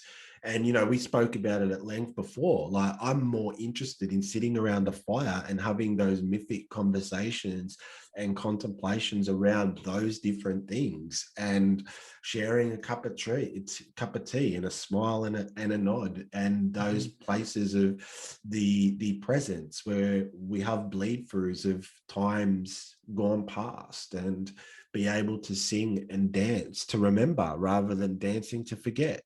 And a lot of people that are yelling and screaming at the moment are dancing to forget that they consented to this fuckery that has happened, and are having a tantrum of wanting to try and fix a fucked up. The system is fixed. There is no justice in a just us system. Like, it is, It's rigged. It's been rigged all the way. Reminds me of that Leonard Cohen song, Everybody Knows. I don't know if you know. What's that? There's a song by the great poet Leonard Cohen, Everybody Knows. It's a great song, basically saying everybody knows the game is rigged. Everybody knows. You know what I mean? Yeah, go check it out. Yeah. And it's the hardest part is to actually accept it and see its genius. Because we're all trying to change it still. By fighting it, we're thinking that reform is possible. Are you saying reform is off the table for this? Yeah. It has to collapse.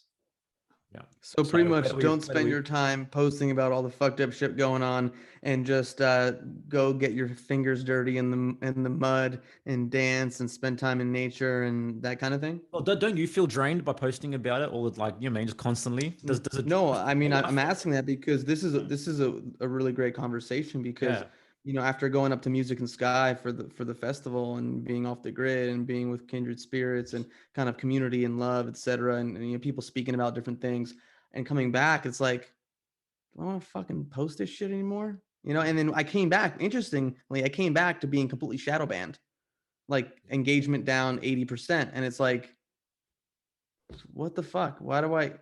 Should I even bother? You know, just sit outside, read a book, make a nice meal, you know, do my thing, work with my clients. That essentially that there is as much as it sounds, you know, a bit thing, but the time for exposure is done. Like, I went hard last year with it, yeah, like nothing really new. I've been shadow banned for well over a year, yeah, but you see at the moment, okay, is that there's still a lot of people on Facebook that are posting just the surface level of the things, and their engagements through the roof. The moment that you go into that third or fourth layer of speaking about some of the things that we're talking about here, it fucking goes nowhere. There's a reason for that, yeah? You know, and we're looking at a litmus test as well. Like, AI is infected with absolutely everything, and it's monitoring absolutely everything to see what is the best content to be placed to get people into this reactionary state consistently. Because if people don't realize, but the AI is controlling the news at this point, right? Yeah. All of it. Yeah. All of it. It's all there, you know, for that to be able to see. And then when you're playing in those realms of just regurgitating, it's going to come to the point where the rolling events begin. They're all queued up, yeah? Education's done. Look what's happening in the US with critical race theory and all the rest of that stuff. Like, you're watching that just being jammed down the throats, okay? They're going to keep jamming it. But yeah, there's parents getting up at school boards and all the rest of that stuff. Great. Are there any parents grabbing these parents around the school board and throwing them out and going, I am now the president? No. So it's going to keep on forcing it because we've had it entrained into us. The psychic driving and the mind control is fucking brilliant. Like it's what it is. Yes, just like let's yell and scream and do a protest. Doesn't do anything. You want to see results? Have a look at what the radical left have done. They've switched protesting to antagonizing, and have essentially replaced lobbyists with being activists and having activist policies. You have a look at that, in the last 15 years all around the world, and you're like, wow, how interesting is that? And we know who's pulling the strings with that. Frontside Soros and the rest of these other types of things. So no matter which way it goes, the demoralization, it all has to crumble in. And a lot of people are going to end up with a boot severely up their ass when they realize that they've wasted all of this time not preparing or positioning accordingly. Yeah. They're going to still be yelling and screaming. And I'm not saying it, there's a lot of people out there that are teaching ways and means of strategy and all the rest of it. Great. But you need to know what's going to be the best position for you. Like I had a friend the other day go, oh yeah, man, I just spent $3,000 on bow and arrows. I'm like, cool, man. You've never fucking grabbed a knife and skinned a roo, have you? Oh, no. Nah. Well, how's about you go and do that first? Yeah. It's still the novelty things, all the gear, no idea. Well, this is all the knowledge, no empowered action. Yeah. And people don't want to go back to the basics. They don't want to learn from the ground up. You know what I mean? Because we're so conditioned to just bypassing what it really takes to develop a skill or master, or you mean have a magnus opus or develop some kind of mastery in one thing. We just want surface level knowledge of a bunch of things that we can't really do very well anyway. No, absolutely. Like I think you'll like this because it was funny. I had a mate come over a couple of weeks ago, and I downloaded on torrents. I downloaded all the dummy books. Yeah, the dummy books. Yeah. Mm-hmm. So I was like, all right, cool. Well, I'm not going to spend the fucking $1,000 or whatever it is to buy the whole set because I don't need all of it. So I spent a day or two going through like, yep, cool. Like I know what I'm going to need to get started. I took it to Officeworks and printed out basically a fucking encyclopedia of whatever I need from the dummy books. Yeah. I had a mate come over and he sees it there. And he's like, what are you reading dummy books for, mate? Like, are you really that stupid? And I heard him, and he's an intelligent dude. And I'm like, where the fuck that come from, mate? Because what's with buying dummy books? I go, do you realize how these dummy books work? Like, forget about the name. Like, you can go and buy one on a very specific subject, and it is going to teach you to an intermediate level. Yeah. And then if you want to go pro, you've at least got the skills to be able to explore yourself. But you're looking, and you know me, like you're looking at me and you're questioning why I'm buying dummy books. Is like, because I can accept that a lot of these subjects, my mind thinks it knows, but I'm going to spend more time in fucking around and want to grab whatever it is and have a hissy fit rather than accepting the fact that I need to be an apprentice. Always. Like, have I played in it? No, I'm an apprentice. Do I think I know? Absolutely. That's my fucking ego going, oh yeah, just do this and you'll be right. It's like, I know where that path leads me. Like for myself, I know where that leads. That leads into having a hissy fit, cracking the shits and going, fuck this shit, I'm out of here. Rather than like, well, okay, beginner, all right. And at least have some wins and build that momentum. We don't want to do that anymore. We've been entrained, indoctrinated with the mind control to have an instantaneous, I'm an expert by me proclaiming that I am. Well, we just want to be perceived as an expert. That's where we want to get to. We don't even really want to know the knowledge. Oh yeah, just have a look at some people's bios that have fucking thought leader typed into it. Like, okay. Really? Yeah. Okay. Oh man. On self-proclaimed. Awesome. Yeah. Okay. Yeah. Brother. Yo, Grant, you want to send me over that zip file of those dummy books so I can go print them out? Yeah, we can do that for sure. Yeah, absolutely. Like you'll have fun with it because for me, when I did that, it was once again a good little experiment with myself, because there was some things in there. I'm like, oh yeah, I got that covered. And then I had to go, no, dude. Like, what? Because you've looked at it and seen someone else do it, think that, oh yeah, you can just fucking ace that? Like, Mate, I've watched 17 seasons of you got Survivor, fucking bro. rocks in your head, mate. Yeah. Rocks. Well, I just got this, like, I downloaded a bunch of like survivalist like PDFs and books, but I like where you're going with that, because I was about to buy like a bunch of the little binders. So I would love to just like do that and then print them out and have them in little binders and then see and learn, like, because there's a lot of shit I don't know, man. I mean, my wife and I are trying to build a garden now and fruit trees and just, little by little, but Yeah, and like, and that's what I mean.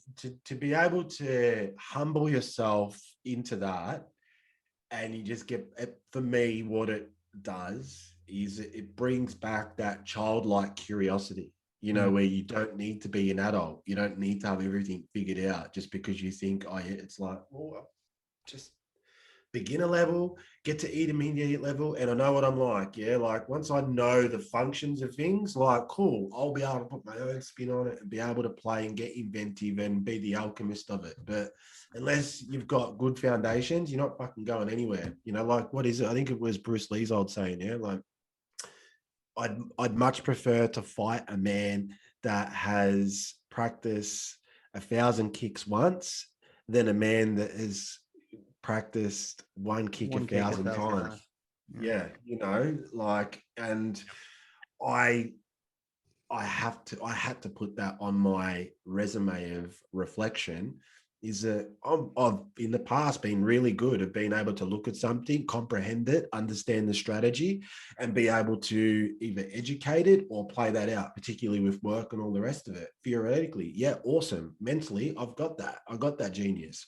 But actually applying it, yeah, let's just pay someone to do it. Yeah. On that note, man, or go to Bunnings and or IKEA and just do that. My next thing at the moment is I want to build a really cool fucking like wall bookshelf. You just laugh at this. I go to Bunnings, I'm looking there, I'm like, oh yeah, like fucking just, yep. I'm sitting there and I'm looking and I'm like, dude, you've jumped in a car to come here to buy all this material for this fucking thing.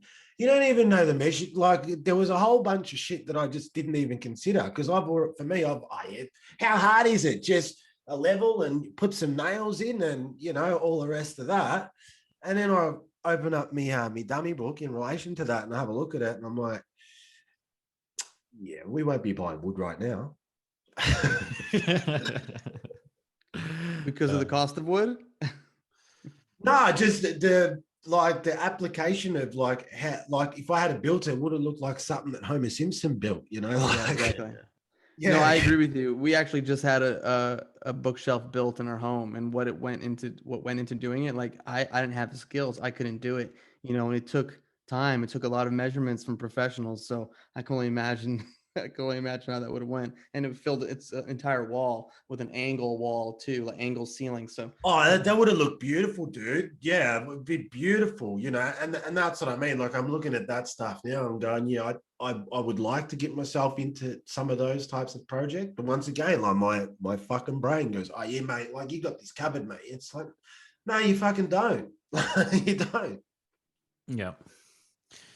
All right, guys, we've gone from shamanic journeys to astrotheology to how to build a bookshelf. Welcome to Here for the Truth. Yeah, man, it's been a good one, guys. Yeah, man, we really appreciate you having you on here, man. We appreciate your wisdom and your learned and lived experience and the way that you share that. So, man, thank you for joining us, dude. Really, really appreciate it. Is there, shout out what it is that you're doing, any current programs, your website, your Instagram, your Facebook? Yeah, sure, man. Granteagles.com, you can jump onto that. At the moment, I do have a couple of spots open for some mentors. I do have a program that I run on starts at the solstice and the equinoxes called Invitation to Emerge, which we, play for 8 weeks, which has more to do with, the name kind of says it all, but we really get deep into the lower kingdom, the middle kingdom, and the upper kingdom, and not getting into a place where we're repeating the past into the future of our own stories, and getting into our center, and then, you know, what people choose to do there with their own invitation to emerge from the bullshit that they've been carrying. And then there's also Chimera Group as well, which has been, you know, they're sitting there for a long time, which has a lot more to do with, you know, what we were talking about before, as the system of domination control falls apart. Just, yeah, some business things in relation to that, some acquisitions and some other things that there will eventually come into a place where people that want to play in those realms, that have skill sets and all the rest of that, whether that be education or many other different things. There's still a little bit of work to do in that, but that's there. And I think probably it's July now, the start of August, I'll open up my back end called Portal, which will be a monthly subscription where I'll do, you know, monthly Q&As and all the rest of that, which functions very similar to Facebook. Obviously, it's not on Facebook, it's my own platform, where it can't be taken down, and that where it's just a tribe of like-minded folks that are, you know, on the journey, but also there's many paths, one journey, and it's a great place for exploration, and just to be with some of the woo crew that are very grounded in their application upon how they view and how they go about life. You know, he's probably gathered today, I'm not really interested into the new cage hopium and all the rest of the other nonsense. For me, it's, you know, it has to be very practical and very tangible in its experience as it all unfolds, to be present with it as that does, and be able to go, well, this sounds crazy, but fuck it, I'm got to do cartwheels nude down the street. If that's what is the permission slip, I'll do it. Love it, Cool, man. brother. Yeah. Yeah, man. I appreciate meeting you. You know, this is the first time we've connected, and it's been nice kind of just kicking back and hearing you tell your story and share your wisdom. So I thank you for that, brother. Yeah, thanks, man. Yeah, been a good chat, guys. Fucking legendary. And if you ever make it to Los Angeles, dude, give me a shout. Yeah, well, I need to get over to Texas at some stage. So yeah, man, if I'm gonna do the States, I'll do the old, you know, well, there's a thing here in Australia, it's from Aussie Bogan stuff. It's, you know, grab a convertible and just fucking hit the highways and all the rest of it. I'll probably do that. Sounds good. Yeah, man. All right, guys. Thanks for listening to Here for the Truth. We'll see you next week. Smoke of mirrors, I'm seeing through the illusion. Waking up in a time, they think you're in a delusion. Somebody set the alarms, cause they be too busy snoozing. I'm in a DeLorean.